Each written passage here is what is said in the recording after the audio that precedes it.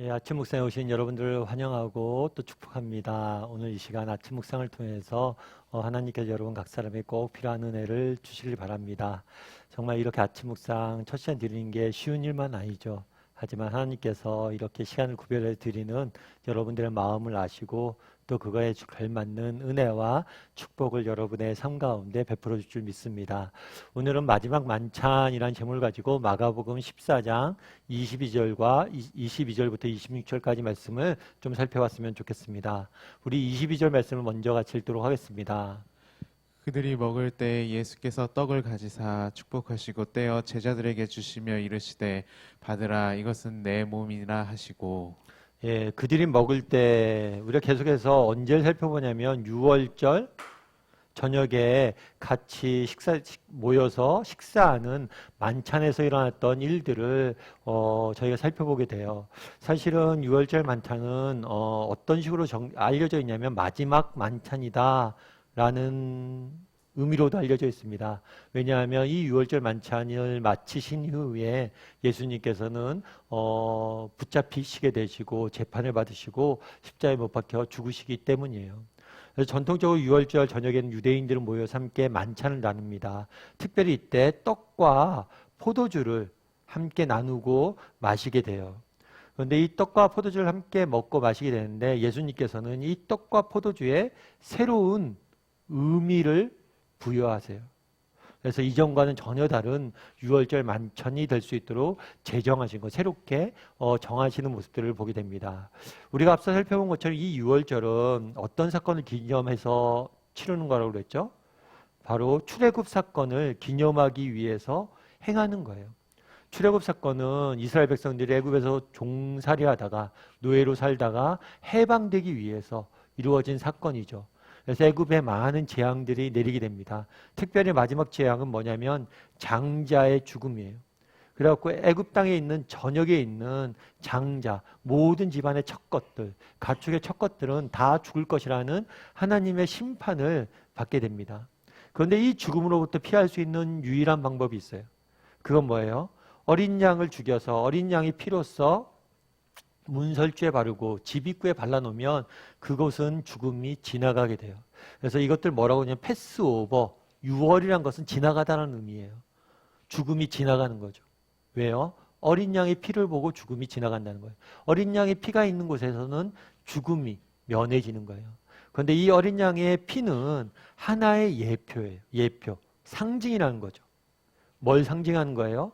이것은 예수님의 죽음을, 십자가의 죽음을 상징하는 거예요. 그래서 아마 6월절 만찬 때 떡을 떼면서 아마 기억했겠죠. 우리가 옛날에 우리가 애굽에 종되었을 때 어린 양의 피로써 우리가 구원받았다는 사실을 뭐예요? 기념할 때 사실은 그 어린 양의 피는 하나의 예표일 뿐이고 결국에 너희가 구원을 받는 유일한 방법은 뭐예요? 나의 죽음을 통해서 예수님께서 십자가에서 우리를 대신해서 죽으심으로 너희가 구원받게 될 것이다 라는 가르침을 주길 원하셨어요. 그래서 뭐라고 그러냐면 이 떡을 떼신 다음에 축복하시고 뭐라고 그래요? 떼어 제자들에게 주시며 이르시되 이것이 내 몸이다 라고 얘기해요. 6월절 만찬에 때 떡을 떼고 잔을 마시면서 이 죽음을 기억했는데 실제로 이 죽음은 어린 양의 죽음이 아니라 예수 그리스도의 죽음으로 우리가 구원받는다는 사실을 새롭게 알려주게 된 거예요. 그럼 23절과 24절 말씀을 같이 한번 읽어볼까요? 같이 읽도록 하겠습니다. 또 잔을 가지사 감사 기도하시고 그들에게 주시니 다 이를 마시매 이르시되 이것은 많은 사람을 위하여 흘리는 나의 피 곧 언약의 피니라. 네, 떡은 뭐라고 했어요? 내 몸이다. 잔은 뭐라고 그래요? 내 피다 라고 이야기를 해요. 근데 나의 피라고 이야기하는데 꼭 하나 말씀을 덧붙이죠. 언약의 피다. 이거는 약속이란 의미죠. 다르게 표현하면 보증이란 의미예요. 그러니까 예수님의 죽음이 우리가 구원을 받잖아요. 우리가 구원을 받는데 구원받는 걸 어떻게 할 수가 있어요? 그날의 문설주에 뭐예요? 어린 양의 피를 바르고 그걸 봄으로 이 집은 구원을 받겠구나 우리가 생각을 했어요. 마찬가지란 거예요. 예수 그리스도의 죽음, 십자가가 보증이 되어서 뭐가 되는 거예요? 우리가 구원을 받게 된다는 거예요.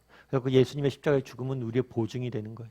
만약 우리가 구원받지 않으면 내 죽음이 헛되게 되는 거예요. 그러니까 예수님께서 하나님께서는 자신의 아들의 피를 가지고 우리의 십자가에 우리의 구원을 보증하신 거예요.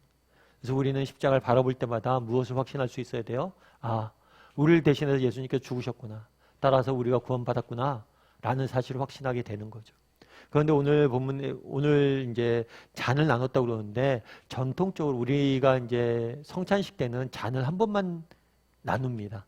그런데 전통적으로 유월절에 유대인들은 잔을 나눌 때 4번에 걸쳐서 나눠요. 4번에 걸쳐서 잔을 나누거든요.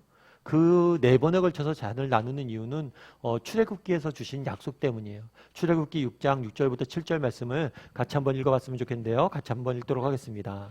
그러므로 이스라엘 자손에게 말하기를 나는 여호와라 내가 애굽 사람의 무거운 짐 밑에서 너희를 빼내며 그들의 노역에서 너희를 건지며 편팔과 여러 큰 심판들로써 너희를 속량하여 너희를 내 백성으로 삼고 나는 너희의 하나님이 되리니. 여기서 그러니까 유월절 때 무슨 약속을 주셨냐면 너희를 빼내며 구출하며 너희를 건지며 그리고 너희를 속량하며 속량하는 것은 대신 몸값을 지불하고 사온다는 거예요. 그러니까 이게 다시 말씀드리면 예수님의 죽음의 예표인 거죠.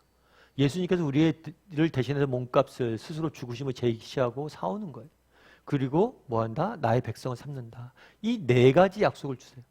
이 4가지 약속을 기념하기 위해서 잔을 4번을 마시게 되어 있었어요.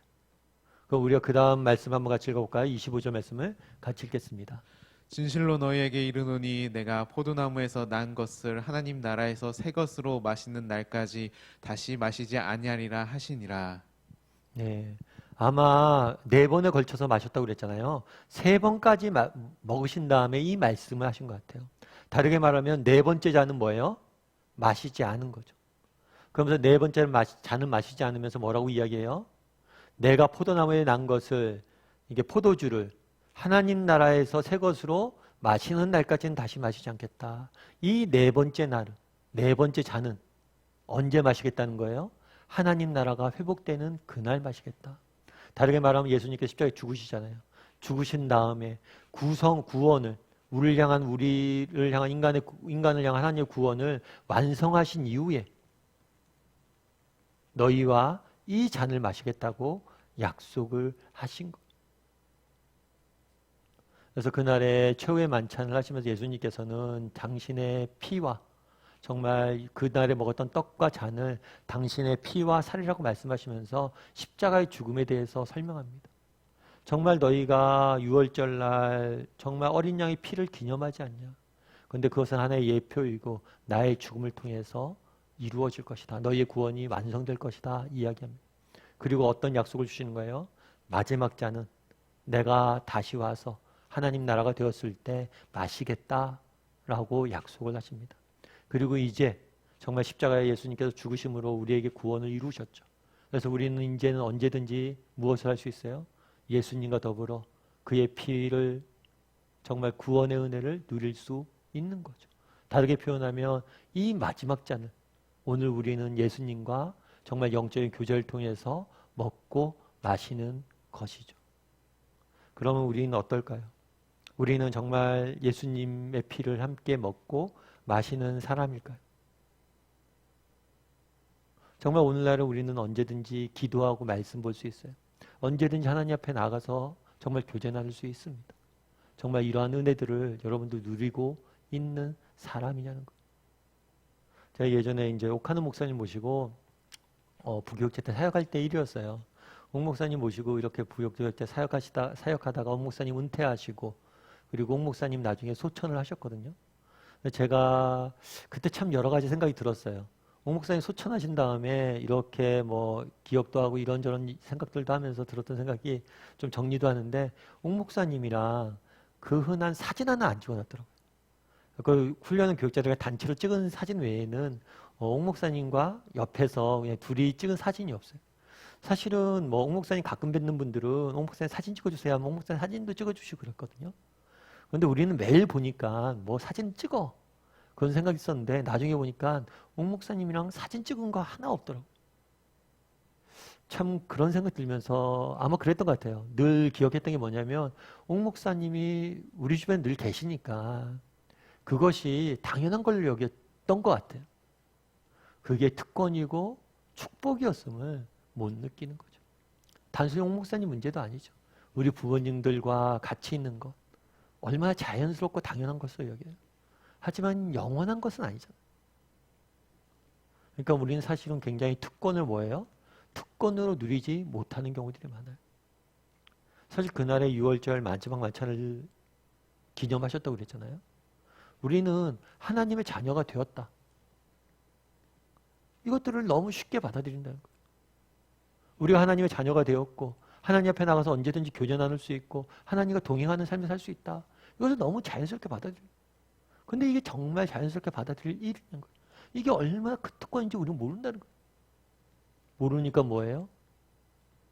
그걸 누리지 못하는 거죠. 모르니까 정말 언제든지 찍을 수 있는 사진 하나 못 찍어 놓는 거죠. 그리고 나중에 후회하는 거죠. 오늘 하루 묵상해 봤으면 좋겠어요. 그날의 마지막 만찬을 나누면서 얘기하잖아요. 이것은 나의 피와 나의 몸이다. 이걸 통해서 너희의 구원을 이룰 것이고 너희는 나의 백성이 되었다. 우리가 하나님의 자녀라고 이야기합니다. 이것이 얼마나 큰 특권이고 축복인지 우리가 알고 있는지, 그걸 내가 혹시라도 잊고 있지는 않은지, 정말 이것을 특권이고 축복임을 알면 정말 늘 하나님과 동행하고 이렇게 아침에 나와서 기도하는 시간이 얼마나 복된 시간인지 알 텐데 우리가 잊고 있지는 않은지 한번 돌아봤으면 좋겠고요. 다시 한번 정말 구원의 그런 은혜들을 정말 하나님의 백성이 되었다는 이것이 얼마나 큰 특권이고 축복임을 기억하는 사람이 되었으면 좋겠고, 정말 우리가 하나님의 자녀로서 매일 하나님과 만나는 생활들, 이것이 얼마나 귀한 특권이고 축복임을 기억하고 이런 만남들 사모할 줄 아는 저와 여러분이 되었으면 좋겠고, 이런 부분들에 대해서 한번 묵상해보고 난 얼마나 특권으로 생각하는지 묵상해보고 다시 한번 하나님 앞에 더 가까이 나갈 수 있는 오늘 하루가 되었으면 좋겠습니다.